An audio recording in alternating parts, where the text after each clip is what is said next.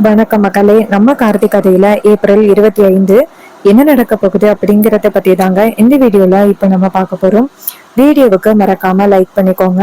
நீங்க லைக் பண்றதுதான் எங்களுக்கு அடுத்து வீடியோ போடுறதுக்கு ரொம்ப ரொம்ப இன்ட்ரெஸ்டிங்கா இருக்கும். ஸோ மறக்காம லைக் பண்ணிட்டு இந்த வீடியோவை தொடர்ந்து பாருங்க. என்ன நடக்குது அப்படின்னு பாத்துக்கிட்டீங்கன்னா, நம்ம ஹீரோவும் மயிலும் சேர்ந்து நேரா அந்த செங்கல் சூளைக்கு வந்துடுறாங்க. அங்க வழக்கம் போல அங்க உள்ள தொழிலாளிங்க அந்த செங்கல் சூளையை கொளுத்துறதுக்காக நெருப்பு கொண்டு போறாங்க. அப்பதான் நம்ம ஹீரோ காரை கொண்டாந்து வேகமா நிப்பாட்டிட்டு காரை விட்டு இறங்கி இங்க இருந்து ஓடி வந்து நிறுத்துங்க அப்படின்னு சொல்றாங்க. எல்லாருமே ஹீரோவை பார்த்துட்டு, என்னாச்சு தம்பி, ஏன் நிறுத்துங்கன்னு சொல்றீங்க, என்னாச்சு அப்படின்னு கேக்குறாங்க. அப்ப ஹீரோ சொல்றாரு, இங்க பாருங்க, இந்த செங்கல் சூளைக்குள்ள என்னோட ஒய்ஃபையும் என்னோட அத்தையையும் வச்சிருக்காங்க அப்படின்னு. இது கேட்டதும் அவங்க எல்லாருமே அதிர்ச்சி ஆகுறாங்க. என்ன தம்பி இப்படி ஒரு அதிர்ச்சியான விஷயத்த சொல்றீங்க, அப்படியெல்லாம் இருக்கிறதுக்கு வாய்ப்பே இல்லை தம்பி அப்படின்ட்டு. அதுக்கு மயிலு சொல்றாரு, இங்க பாருங்க, உங்களுக்கே தெரியாம தான் உள்ளார கொண்டாந்து வச்சிருக்காங்க, அவங்களை எப்படியாவது காப்பாத்தணும் அப்படின்னு சொன்னதும் அவங்க சொல்றாங்க, சரிங்க தம்பி இதோ பாக்கலாம் அப்படின்னு சொல்லிட்டு ஒவ்வொரு ஏரியாவா பாக்குறாங்க. அப்பதான் ஒரு இடத்துல ஈஸ்வரியோட கால் தெரியுறத பாக்குறாங்க. அப்போ ஒருத்தர் சத்தம் போடுறாரு, தம்பி தம்பி இந்த பக்கமா வாங்க, இங்க யாரும் இருக்காங்க அப்படின்னு சொன்னதும் எல்லாருமே அந்த இடத்துக்கு போறாங்க. அங்க போயிட்டு பார்த்தா ரேவதியும் ஈஸ்வரியும் இருக்கிறத பார்த்துட்டு ஹீரோ ரொம்பவே அதிர்ச்சி ஆகுறாரு. அந்த மட்டை எல்லாத்தையுமே எடுக்கிறாங்க. எடுத்துட்டு அவங்க ரெண்டு பேருமே வெளியில கொண்டு வராங்க. வெளியில கொண்டு வந்த பிறகு அந்த செங்கல் சூளையில வேலை பார்க்கிற தொழிலாளிங்க எல்லாருமே, தம்பி இவ்வளவு பெரிய விஷயம் நடக்கும் அப்படின்னு நாங்க கொஞ்சம் கூட எதிர்பார்க்கவே இல்லை. நாங்க எல்லாருமே பார்த்து பார்த்துதான் இதை அடுக்கணும். இவங்க எப்படி இங்க வந்தாங்கன்னே தெரியலையே அப்படின்னு. அப்ப ஒருத்தர் சொல்றாரு, அண்ணன் திடீர்னு யாரோ பணம் கொடுக்குறாங்க அப்படின்னு சொன்னதோட நம்ம போனோம்ல, அந்த கேப்ப பயன்படுத்தி தான் இவங்க ரெண்டு பேருமே உள்ளார வச்சிருப்பாங்க அப்படின்னு தோணுது. இது கேட்டதும் அவரு சொல்றாரு, ஆமா கண்டிப்பா அப்படி இருக்கிறதுக்கு கூட வாய்ப்புகள் இருக்கு. ஏன் தான் இவனுங்க எல்லாரும் இப்படி பண்றானுங்களோ தெரியல, பாவம் இவங்க ரெண்டு பேருமே அப்படின்னு. மயிலு சொல்றாரு, ஆமா கொஞ்சம் தண்ணி கொண்டு வாங்கலாம் அப்படின்னு சொல்லிட்டு தண்ணி கொண்டு வந்து அவங்க முகத்துல தண்ணி தெளிக்கிறாங்க. அவங்க ரெண்டு பேரும் கண் முழிக்கிறாங்க. ரேவதி ஃபர்ஸ்ட் கண் முழிச்சுட்டு நான் எங்க இருக்கேன் அப்படின்னு சொல்லி பார்த்துட்டு அதுக்கப்புறம் நேரா ஈஸ்வரியை பாக்குறாங்க. பார்த்துட்டு, அம்மா உங்களுக்கு என்ன ஆச்சு, நல்லா இருக்கீங்களாமா அப்படின்னு சொல்லி கேக்குறாங்க. ஈஸ்வரி அவங்க பொண்ணை பார்த்து, அம்மாடி நீ இங்க என்னமா பண்ணிக்கிட்டு இருக்க, நம்ம ரெண்டு பேரும் என்னமா இங்க பண்ணிக்கிட்டு இருக்கோம், யாரு நம்ம இங்க கொண்டு வந்தது அப்படின்னு கேக்குறாங்க. அப்ப ஹீரோ நிக்கிறாரு. அப்ப மயிலு சொல்றாரு, அத்தை உங்க ரெண்டு பேருமே அந்த சிவனாண்டி இருக்கான்னு ஆட்களுக்கு காசு கொடுத்து உங்களை இங்க கொண்டுட்டு காலி பண்றதுக்கு முயற்சி பண்ணிருக்காங்க. அப்ப ரேவதி சொல்றாங்க, அம்மா நீங்க ஃபங்க்ஷனுக்கு வந்திருக்கீங்க அப்படின்னு நினைச்சிட்டு உங்ககிட்ட போனை கொண்டாந்து கொடுக்கலாம் அப்படின்னு நினைச்சிட்டு வந்தேன். ஆனா இங்க இப்படி ஒரு விஷயம் நடக்கும் அப்படின்னு நான் கொஞ்சம் கூட எதிர்பார்க்கவே இல்லை. அந்த சிவனாண்டியும் முத்துவும் உங்க அம்மாவை நாங்க காலி பண்ண போறோம் அப்படின்னு சொன்னா நான் பேசினேன். இவ்வளவு திமிரு இருந்தா இப்படி பேசுவீங்க அப்படின்னு சொல்லிட்டு நான் சத்தம் போட்டேன். அப்ப டக்குன்னு என் தலையிலயும் இதே மாதிரி தாக்கிட்டு என்னையும் உங்களையும் கொண்டாந்து இந்த இடத்துல வச்சுட்டானுங்க. இது கேட்டதும் ஈஸ்வரி ரொம்பவே அதிர்ச்சி ஆகுறாங்க. இப்படி ஒரு விஷயம் நடக்கும் அப்படின்னு நான் கொஞ்சம் கூட எதிர்பார்க்கவே இல்லை அப்படின்னு சொல்ல. அப்ப மயிலு சொல்றாரு, அத்தை உங்க ரெண்டு பேருமே தேடி கண்டுபிடிக்கிறதுக்குள்ள நானும் சகனையும் ரொம்ப கஷ்டப்பட்டுட்டோம் அப்படின்னு. அப்ப ஈஸ்வரி நேரா ஹீரோவை பாக்குறாங்க. பார்த்ததும் நம்ம ரேவதி ஹீரோவை பார்த்ததும் ஷாக் ஆகுறாங்க. எம்டி சார் இங்க என்ன பண்றாரு அப்படின்ட்டு. அப்ப ஈஸ்வரி நேரா மயில பார்த்து, சரி வாங்க மாப்பிள்ள நம்ம வீட்டுக்கு போவோம் அப்படின்னு சொல்லிட்டு நேரா டக்குன்னு ரேவதியை பிடிச்சி இழுத்துட்டு போயிடுறாங்க. அப்ப நம்ம ரேவதி ஹீரோவே பாக்குறாங்க. நம்ம எம்டி சார் இங்க என்ன பண்றாரு, ஒருவேளை இவரும் நம்மளை காப்பாத்துறதுக்காக வந்திருப்பாரோ அப்படின்னு ரேவதி நினைக்கிறாங்க. ஈஸ்வரி எப்படியோ அந்த டிரைவர் பையகிட்ட நம்ம பொண்ணை காமிக்காம இந்த இடத்துல இருந்து கூட்டிட்டு போயாச்சு அப்படின்ட்டு நேரா வீட்டுக்கு வராங்க. அப்போ மயிலும் வந்துடுறாரு. அப்போ ராஜா நேரா ரெண்டு பேரையும் பார்த்துட்டு நேரா ஈஸ்வரி கிட்ட போயிட்டு, அம்மாடி ஈஸ்வரி அப்படி எங்க அம்மா போன, உன்னையும் காணும் ரேவதியையும் காணும் அப்படின்னு. அப்ப மயில சொல்றாரு, மாமா அத நான் சொல்றேன், அந்த சிவனாண்டி என்ன பண்ணிட்டான் தெரியுமா, கடைசி நேரத்துல அத்தைய ஒரு ஃபங்க்ஷனுக்கு வர வைக்கிற மாதிரி வர வச்சு அந்த இடத்துல அத்தைய காலி பண்ணலாம் அப்படின்னு பிளான் பண்ணிருக்கான். எதேச்சியா ரேவதி அத்தை கிட்ட போன் கொடுக்க போனவ அவளும் மாட்டிக்கிட்டான். இதை கேட்டதும் ரொம்பவே அதிர்ச்சி ஆகுறாரு. என்ன மாப்பிள்ள சொல்றீங்க, இவ்வளவு பெரிய விஷயம் நடந்துச்சு அப்படின்னு. அதுக்கு அவர் சொல்றாரு, ஆமா மாமா நான் கூட கொஞ்சம் கூட எதிர்பார்க்கவே இல்லை இவ்வளவு பெரிய விஷயம் நடக்கும் அப்படின்னு. அந்த சிவனாண்டியும் அந்த முத்துவும் தான் காரணம். அவனுங்க ரெண்டு பேருமே புதுசா யாரையும் இறக்கி இப்படி ஒரு காரியத்தை பண்ணிருக்கானுங்க அப்படின்ட்டு. இது கேட்டதும் நம்ம ராஜா சொல்றாரு, மாப்பிள்ள அவனுங்க ரெண்டு பேருமே கடைசி வரைக்கும் திருந்த மாட்டானுங்க போல. நல்ல வேலை நீங்க போயிட்டு எப்படியோ ரேவதியை காப்பாத்திட்டீங்களே, ஈஸ்வரியையும் காப்பாத்திட்டீங்களே. மயிலு சொல்றாரு, ஆமா மாமா, சரியான நேரத்துக்கு நான் அங்க போகாம இருந்திருந்தா என்ன நடந்திருக்குமோ, இத கற்பனை கூட பண்ணி பார்க்க முடியல அப்படின்னு. இதை கேட்டதும் அவரும் ரொம்ப அதிர்ச்சி ஆகுறாரு. சரி மாப்பிள்ள, ஈஸ்வரி நீ போயிட்டு ரெஸ்ட் எடுமா அப்படின்னு சொல்ல ஈஸ்வரி நேரா ரூமுக்கு போறாங்க. ராஜே நேரா மயிலு கிட்ட, மாப்பிள்ள நீங்க மட்டும் காப்பாத்திருக்க மாட்டீங்க அப்படிங்கறதே நல்லாவே தெரியும், பெரிய சின்ன மாப்பிள்ளையும் வந்தாரா அப்படின்னு. அதுக்கு மயிலு சொல்றாரு, ஆமா மாமா, சின்ன மாப்பிள்ளை இல்லாம என்னால என்ன பண்ண முடியும், அவரு கடைசி நேரத்துல வந்து எப்படியோ வந்துட்டு அவங்க ரெண்டு பேருமே காப்பாத்திட்டாங்க. அதற்கு இடையில என்னென்னமோ பிரச்சனை நடந்துச்சு, அந்த பிரச்சனை எல்லாத்துலயுமே வந்துட்டு தான் எஸ்கேப் ஆகி அத்தையை எப்படியோ காப்பாத்தியாச்சு அப்படின்னு. இது கேட்டதும் மயிலு சொல்றாரு, ராஜா சொல்றாரு, சரி மாப்பிள்ளை இந்த விஷயத்த பத்தி ரேவதிக்கு தெரியுமா அப்படின்னு. மயிலு சொல்றாரு, இல்ல மாமா, அதுக்குள்ளயும் அத்தை வந்துட்டு ரேவதியை புடிச்சு இழுத்துட்டு வந்துட்டாங்க, ரேவதி வந்து மாப்பிள்ளையே பார்த்தா அப்படின்ட்டு. அதுக்கு ராஜா சொல்றாரு, அப்படியா மாப்பிள்ள, கண்டிப்பா இது நமக்கு கிடைச்ச நல்ல வாய்ப்பு. ரேவதி கொஞ்சம் கொஞ்சமா மாப்பிள்ளைய பார்க்க ஆரம்பிச்சா அவளுக்கு பழைய ஞாபகங்கள் வரதுக்கு வாய்ப்பு இருக்கு அப்படின்ட்டு. அதுக்கு மயிலு சொல்றாரு, ஆமா மாமா அப்படின்ட்டு. இன்னொரு பக்கம் ஈஸ்வரி நேரா ரூமுக்கு போயிட்டு சரியான கோவத்துல உட்காந்துருக்காங்க. அந்த டிரைவர் பயல எனக்கு ஹெல்ப் பண்ணுன்னு நான் கேட்டனா அப்படின்னு. அப்ப அந்த கலா இருக்காங்களா, அவங்க இங்க இருந்து வராங்க. வந்துட்டு நேரா அவங்க அத்தையை பார்த்து, அத்தை என்னத்த பண்ணிக்கிட்டு இருக்கீங்க, ஒரே குழப்பத்துல இருக்கீங்க போல அப்படின்னு. ஈஸ்வரி சொல்றாங்க, இங்க பாரு, அந்த டிரைவர் பையன் கடைசி நேரத்துல வந்து என்னை காப்பாத்தி என் பொண்ணு கிட்ட நல்ல பேர் எடுக்கிறதுக்கு ட்ரை பண்ணான். நல்ல வேலை என் பொண்ணு அந்த இடத்துல இருந்து இழுத்துட்டு வந்துட்டேன். ஒருவேளை அவ மட்டும் அங்க இருந்திருந்தா என் பொண்ணு கிட்ட கண்டதையே சொல்லி அவங்க பக்கம் இழுத்திருப்பாங்க.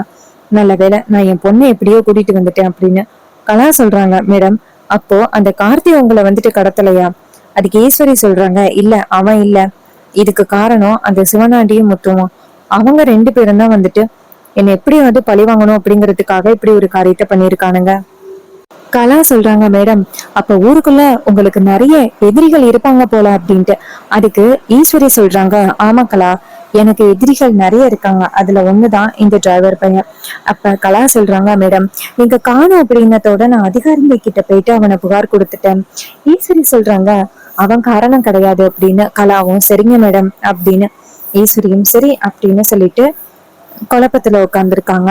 அப்ப கலா கேக்குறாங்க, என்ன மேடம் ஒரே குழப்பத்துல இருக்கீங்க?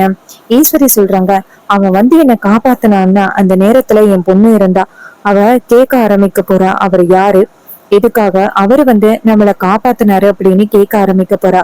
அவளுக்கு நான் என்ன பதில் சொல்றது அப்படின்னு தெரியல. இது கேட்டதும் அந்த கலா சொல்றாங்க, அப்படியா மேடம், அவன் கடைசி நேரத்துல வந்துட்டானா? ரேவதி கிட்ட என்ன சொல்லி சமாளிச்சீங்க? ஈஸ்வரி சொல்றாங்க, அவ இன்னும் என்கிட்ட வந்து கேட்கல, பட் கேட்டா எனக்கு என்ன சொல்றதுன்னே தெரியல. அதுக்கு கலா சொல்றாங்க, மேடம் அவனை பத்தின உண்மையை மட்டும் சொல்ல வேண்டாம், ஒருவேளை அவன் யாரு அப்படிங்கிற விஷயம் ரேவதிக்கு தெரிஞ்சிச்சு அப்படின்னா அதுவே ரொம்ப பெரிய பிரச்சனை ஆகுறதுக்கு வாய்ப்புகள் இருக்கு. அதனால இக்காரணம் முன்னிட்டும் அவகிட்ட மட்டும் உண்மையை சொல்லிடாதீங்க அப்படின்னு. இது கேட்டதும் ஈஸ்வரியும் சரி நான் கண்டிப்பா சொல்ல மாட்டேன் அப்படின்னு சொல்றாங்க. இன்னொரு பக்கம் கலா நினைக்கிறாங்க, இது அப்படியே டிலே பண்ணா நமக்கு ரொம்ப பிரச்சனையாகும் போல, இந்த கல்யாணத்தை சீக்கிரம் முடிக்க சொல்லி ஈஸ்வரி மேடத்துக்கிட்ட சொல்லணும் அப்படின்னு நினைக்கிறாங்க. இன்னொரு பக்கம் நம்ம ஹீரோ வந்துட்டு வீட்டுல இருக்காரு, ரேவதி வந்துட்டு குழப்பத்துல இருக்காங்க. நம்மளை காப்பாத்த வந்தது பெரிய மாமா அப்படின்னு சொல்றாங்க. ஆனா அங்க வந்துட்டு எம்டி சார்ல இருந்தாரு. ஒருவேளை நான் ஆபீஸ்க்கு வரல அப்படிங்கறது தெரிஞ்சுக்கிட்டு நான் ஏதாவது ஆபத்துல சிக்கிருப்பேன் அப்படின்னு நினைச்சுக்கிட்டு என்னை காப்பாத்த வந்திருப்பாரோ. இந்த விஷயத்த பத்தி மாமா கிட்ட கேட்டாதான் தெரியும், அவரும் அவர் கூட இருந்தாருல்ல அப்படின்னு.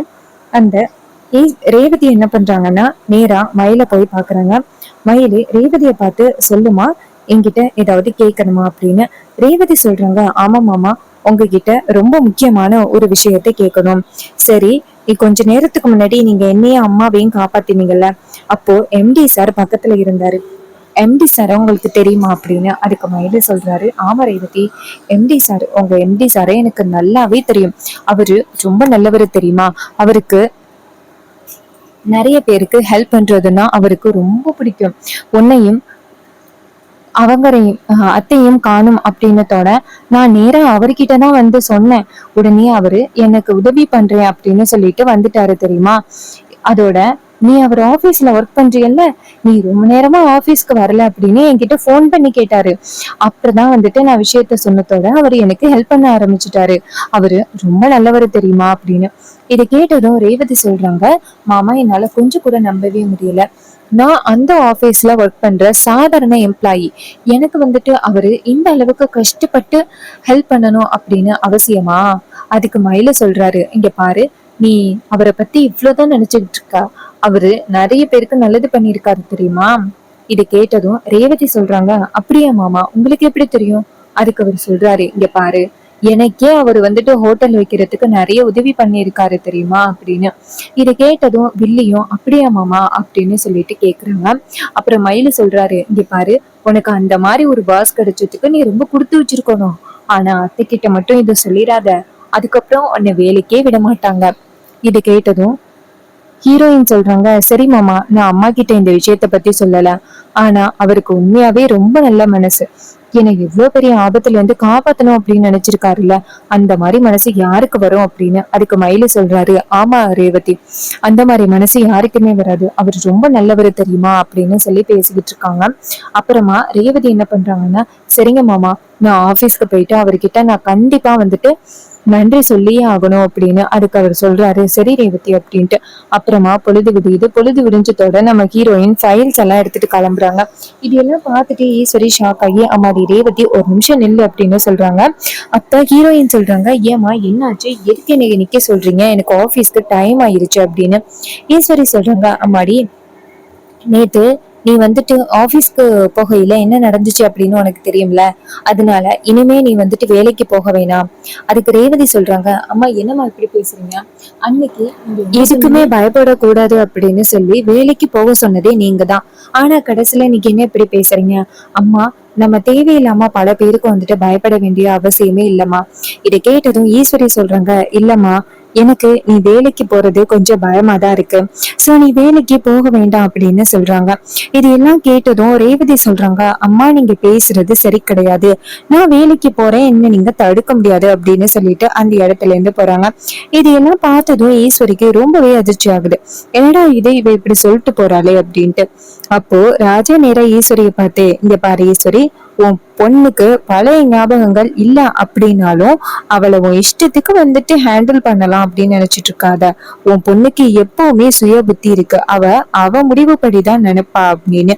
இது எல்லாம் கேட்டதும் ரேவதி சொன்ன ஈஸ்வரி வந்துட்டு அதையும் பார்ப்போம் அப்படின்னு சொல்லிட்டு அந்த இடத்துல இருந்து போறாங்க.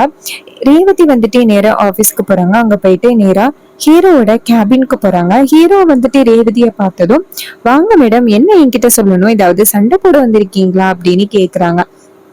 அதுக்கு ரேவதி சொல்றாங்க, இல்ல சார், நான் நேத்து ரொம்ப பெரிய ஆபத்துல சிக்கியிருந்தேன். அப்போ நீங்க தான் வந்துட்டு என்ன காப்பாத்திருக்கீங்க. சோ உங்களுக்கு நன்றி சொல்றதுக்காக தான் வந்திருக்கேன். ஹீரோ சொல்றாரு, இல்லையே, நான் வரலையே. ஹீரோயின் சொல்றாங்க, சார், நீங்க அங்க இருந்தத நான் பார்த்தேன். நீங்க வந்துட்டு தயவு செஞ்சு நடிக்காதீங்க. நான் ஆபீஸ்க்கு வரல அப்படிங்கறது தெரிஞ்சு நீங்க எங்க மாமாவோட சேர்ந்து என்ன தேடி இருக்கீங்க. என்னையும் என் அம்மாவோட உயிரையும் நீங்க காப்பாத்திருக்கீங்க. சோ அதுக்கு நான் உங்களுக்கு ரொம்ப நன்றி கடன் பட்டிருக்கேன். ரொம்ப தேங்க்யூ சார் அப்படின்னு சொல்ல ஹீரோ சொல்றாரு, பரவாயில்ல அப்படின்ட்டு. ஹீரோயின் சொல்றாங்க, சரிங்க சார், நான் வேலைக்கு போறேன் அப்படின்ட்டு கிளம்புறாங்க. அப்ப வில்லி இது எல்லாத்தையும் பார்த்துட்டு ரொம்பவே எதிர்ச்சி ஆகுறாங்க. என்ன இது இப்படி ஆப்போசிட்ல நடக்குது, இவ தானா தேடி வந்து இவனை பார்த்துட்டு போறா, கேபினுக்கு தானா வரா, இதெல்லாம் அவன் பெரிய விஷயமா எடுத்துக்க மாட்டேங்கிறானே அப்படின்ட்டு அந்த வில்லி ரொம்பவே ஷாக் ஆகுறாங்க. சோ ஹீரோயினுக்கு எப்ப பழைய ஞாபகங்கள் வரும், நம்ம ஹீரோவும் ஹீரோயினும் எப்ப வந்துட்டு ஹாப்பியா வாழ போறாங்க, இதுதான் அப்கமிங் எபிசோடுல நடக்க போற ட்விஸ்ட் அண்ட் டர்ன்ஸ் எல்லாமே. சோ லாஸ்ட்ல என்ன நடந்துச்சு அப்படின்னா, அந்த முத்து செய்த அநியாயத்தை ஈஸ்வரி கிட்ட நிரூபிக்கணும் அப்படின்னு நடந்துச்சு. அப்புறமா கோவில் கும்பாபிஷேகத்தை நடத்தணும் அப்படின்னு ஸ்டோரி வந்துச்சு. இப்ப ஹீரோயினுக்கு பழைய ஞாபகங்கள் இல்ல அப்படின்னு வச்சு ஸ்டோரி வருது. சரி, வெயிட் பண்ணி பார்ப்போம், இன்னும் என்னெல்லாம் ட்விஸ்ட் கொண்டு வர போறாங்க அப்படிங்கறத நம்ம வெயிட் பண்ணி பார்க்கலாம். இதே மாதிரி இன்னுமே அப்டேட்ஸ் வேணும் அப்படின்னு நினைச்சீங்கன்னா நம்ம சேனலை சப்ஸ்கிரைப் பண்ணிட்டு தொடர்ந்து ஃபாலோ பண்ணுங்க. இதே மாதிரி நம்ம வேற வேற ஏதாவது புது கதையில பார்ப்போம். நம்ம கிட்ட ஹேர் கிளிப்ஸ் அண்ட் ஆக்சசரிஸ் வந்துட்டு அவைலபிளா இருக்கு. என்ன ஹேர் கிளிப்ஸ் வேணும் அப்படின்னா நீங்க நம்மளோட கமெண்ட்ல வந்துட்டு ஹாய் அப்படின்னு மெசேஜ் பண்ணுங்க. ஹாய் அப்படின்னு மெசேஜ் பண்ணீங்கன்னா இந்த ப்ராடக்ட்டை எப்படி பை பண்றது அப்படிங்கறத பத்தி உங்ககிட்ட நான் சொல்லுவேன். சப்ஸ்கிரைபர்ஸ்க்கு சூப்பரான ஒரு ஆஃபர் ஒன்றும் இருக்கு. ஸோ தேங்க்ஸ் ஃபார் வாட்சிங். நெக்ஸ்ட் நியூ வீடியோல பார்ப்போம்.